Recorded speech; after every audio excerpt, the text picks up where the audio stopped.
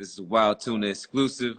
We here with Rocky Kramer, songwriter, guitarist, artist, man, a lot of accolades rolling.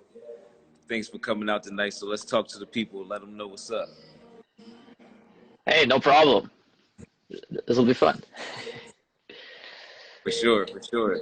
So first thing first, man, let the people know where you from, you know, where you got your start in music. Maybe talk about some inspirations you had to get your start. Sure.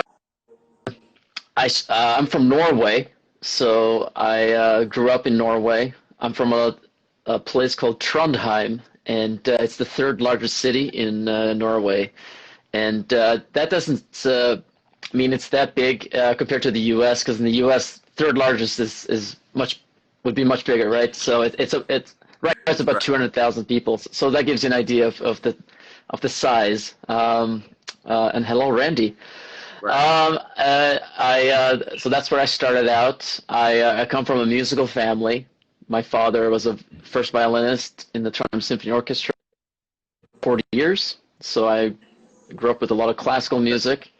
My mother was a piano teacher, and she sang in a choir. That's how they met, because the choir was singing. The choir and the symphony orchestra were working together. So that's how they met. And unfortunately, my mother passed away when I was 5. So it was after that I started my musical journey. And the first instrument that I was playing was the violin. And I actually was professionally taught. I had a violin teacher and everything. And it was a lot of I played a lot of recitals, and I did played a lot of shows with that, and that's how I got started. And eventually, I picked up the guitar, and that's when I really found the instrument that I was passionate about. Right. And what age was that? The first time I played guitar, about 8, and it wasn't clicking with me just yet. So I put it away. It was actually my brother's guitar, so I would go into his room and steal it and borrow it. And then at the age of 11, I started playing guitar every day. I was learning all the chords. I was doing all these, just doing everything I could to be a guitar player, not just someone that plays guitar. So I just fell in love with the guitar and the rock and roll, and that's kind of how it all started, Right. So coming up, since you picked it up at such an early age, did you tell everyone that you were working on that, or did you kind of keep it secret until you got good? You know what? I don't think I've ever kept playing music to myself, and I don't think anyone should, because it's really important that you let people know what you want to do. And on the violin, I was performing, so I got used to performing at an early age. And because of that, when I picked up the guitar and I started playing in bands, it was just natural that, well, of course we're going to play a show. And the first shows I did were in front of the school, naturally, because you're in school. I think the first song I played in a band was when I was 12, or actually I was 11. The very first didn't go very well. I didn't even have an electric guitar at the time, so I had to borrow the school's guitar. The school had a guitar strap. That's all I had, and that's how I got started. And I would just practice acoustic. So that was my very humble beginning, and it grew from there. Started a lot of bands, a lot of trios, like guitar, and then it was be a bass player and a drummer, and that was a lot of kind of like the Hendrix way, and that was a lot of fun. And eventually, rhythm guitar player. I would play a solo bass, and I was thinking, I want to fill up those frequencies a little bit, which is it may or may not be a good thing, because if there's another guitar, it takes those frequencies away from you. So, but I wanted a thicker sound. I wanted it to be a big sound. I was always into that, and the only thing that maybe I was more secretive about was I wrote music, and a lot of the music that I wrote was just something I would keep to myself. And I would, even if somebody would walk in the room, I would just turn it off immediately. You know, it's like, this is my music. You know, it's like Right. writing a diary almost. You know, so that's the music that I'm now starting to put out. And you know, with Firestorm came out last year, and then we're going to get to the next one starting next year at some point. Right, right. So did you go to school after, once you graduated from high school? Did you go to college or anything and, study or pick up any of the arts? Or did you just go right into it? Well, I started.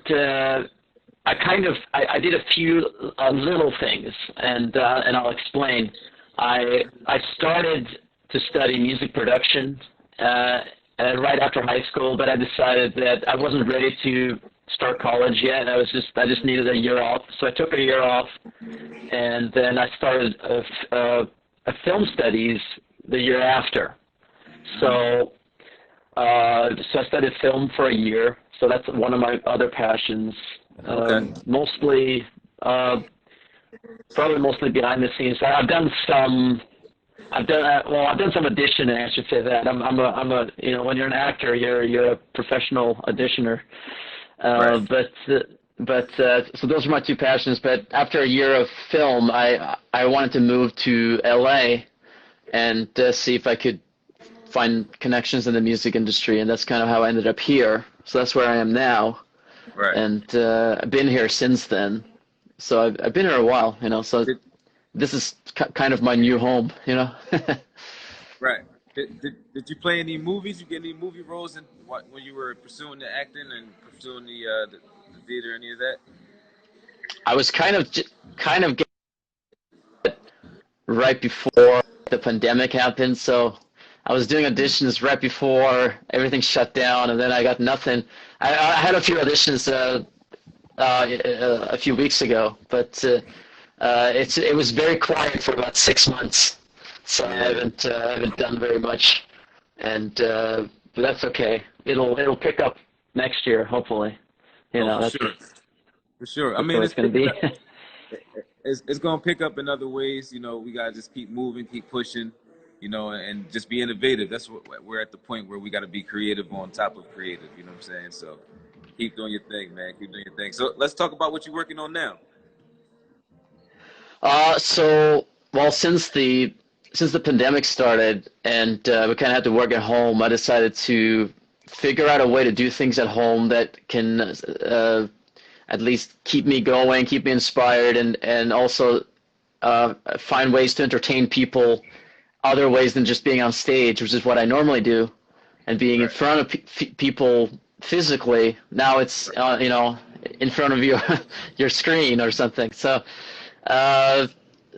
one of the things I've been doing is I've been streaming on Twitch. I've been just doing kind of it's called Rock and Roll Tuesdays, and it's just me just playing music and having fun, and there are new people tuning in every week, and it's growing, and it's been fun. It's been fun, and it's something that I was thinking about doing for a long time. I remember creating my Twitch account back in 2015, so it took me 5 years to finally go live and do something, and it's just a fun way to just do something that is kind of what you used to do, but now you're doing it in front of a camera and in front of a screen, and people are watching you, and the only way for them to cheer or just to talk to you is through the chat, and so it's a little bit different, and it takes a little bit of getting used to, but it's fun. And the other thing I've been doing is I've been doing covers, because I'm a songwriter, maybe first and foremost.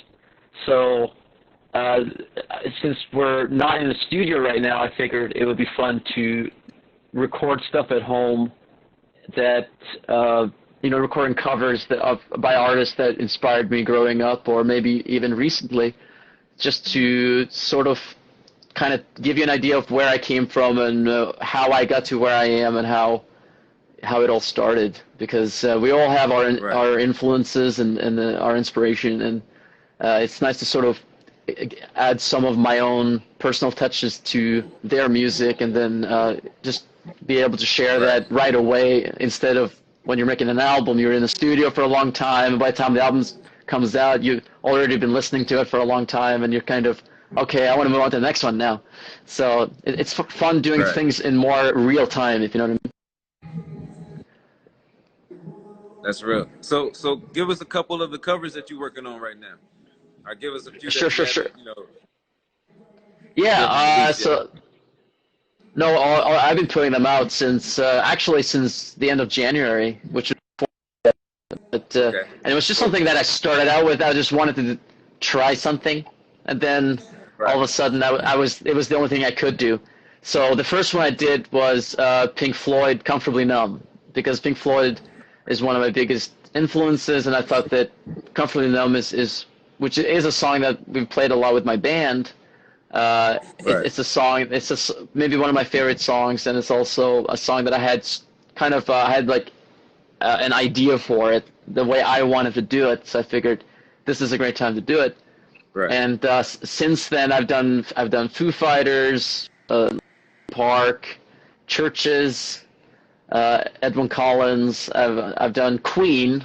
I did "The Show Must Go On" by Queen, which was one of the reasons why I did that song was because when I first started taking vocal lessons, that was my vocal coach asked me, "What song would you like to sing?" And I said, "I'd like to sing 'The Show Must Go On' by Queen." Right. So this is, and this is many years ago. So it's fun to finally be able to do that song and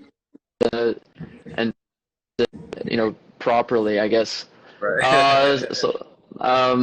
And more recently, I did a cover of Yngwie Malmsteen, which is a neoclassical metal guitarist from Sweden who is he's incredible, and he's one of my big influences. So I wanted to do something that was more challenging me as a guitar player, because I've been doing a lot of songs that were more challenging me maybe as a singer, and I definitely want to show people that I can play.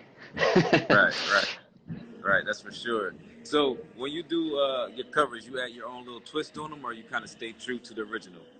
Which one do you do? I definitely my rule is to definitely add something original, or something that I'm thinking about when I'm listening to it. So it's like a few examples. When I did comfortable, I want it to be maybe more modern sounding. So I've got more of a lower bass, like a sub bass type. So it's more influenced by more modern music, and there's also a reference to a few other songs in it. Right. And so that's interesting. When I did Foo Fighters, I actually did a synth rock version of it. So it's the Pretender, which is it's all guitars. If you listen to the original, that I'm doing, it's almost exclusively synthesizers, and there are some guitars, obviously. I just wanted to do something like that. Oh, my bad.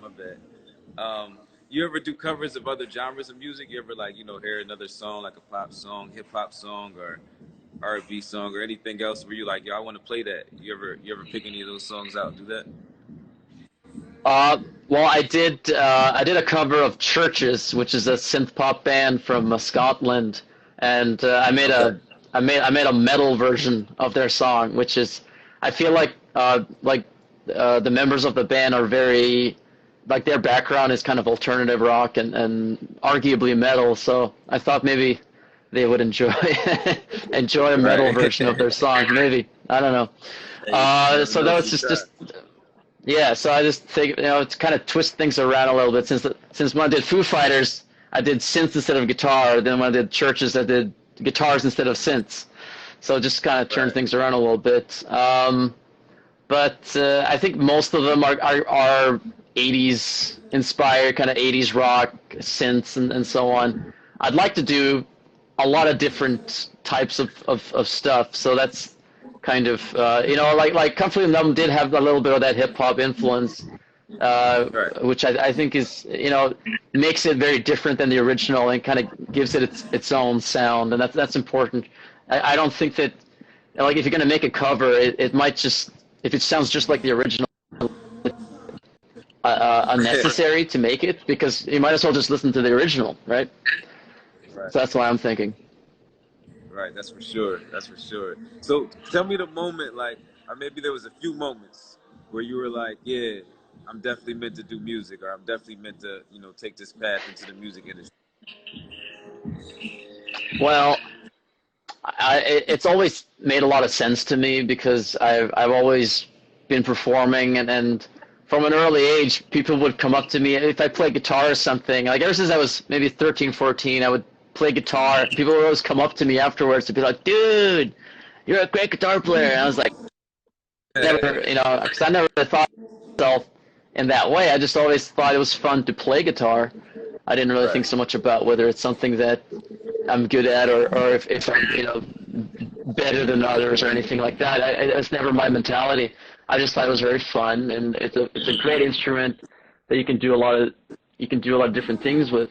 So I just enjoyed it, and I liked writing or coming up with guitar solos that were maybe more complicated than maybe the average guitar player, but it was just more for creative reasons, just because I like hearing that, So, so from like as a teenager, it was always it made a lot of sense to me that this is what I should be doing. And then when I came to LA and I started meeting people in the industry, then all of a sudden when the offers are there, then it makes more sense to do it, right? It's not just a dream anymore, because there are actually people interested that can help you taking those necessary steps to make it into a career. So that's really important, and that's really why I moved here, was just looking for those opportunities, and that's why I'm still here. Get it done.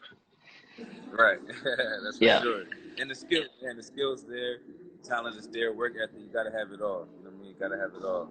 So my last question before I get you out of here. What you got coming up in the next year or two that you really want to put out, or that you really, maybe something you're working on that you want an album, or, you and your band putting something together? What you guys got planned? Well, we're getting this album, and the thing that's a little bit confusing is that my debut album, which is called Firestorm, and it's available now, is the fourth album that I wrote as a teenager. I wrote it when I was 16.